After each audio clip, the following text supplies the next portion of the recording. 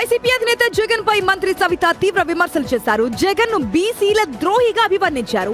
16,800 మంది బీసీలను రాజకీయ నిరుద్యోగులుగా చేసింది జగన్ ప్రభుత్వమేనని ఆరోపించారు.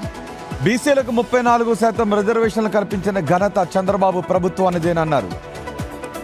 రొద్దం మండలం కోగెర గ్రామంలో ఇంటింటికి టీడీపీ కార్యక్రమంలో పాల్గొన్నారు సవిత. కూటమి ప్రభుత్వం 2 ఏళ్ల పాలనలో అమలు చేసిన అభివృద్ధి సంక్షేమ పథకాలను ప్రజలకు వివరించారు. స్థానిక సంస్థల ఎన్నికలపై టీడీపీ కేడర్ కు ఎలాంటి భయం లేదని గుబులు జగన్ కే పట్టుకుందన్నారు.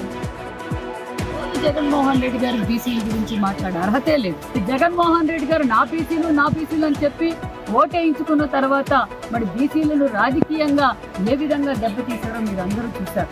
సుమారుగా 16,800 మందికి రాజకీయ నిరుద్యోగ చేసింది మరి జగన్మోహన్ రెడ్డి గారు కాదా అనే విషయం కూడా నేను ప్రశ్నిస్తున్నాను. ఖచ్చితంగా మేము 34% రిజర్వేషన్ అమలు పరుస్తాం. బీసీలకు రక్షణ చట్టం కూడా కూటమి ప్రభుత్వాన్ని అందజేస్తున్న విషయం తెలియజేస్తాం.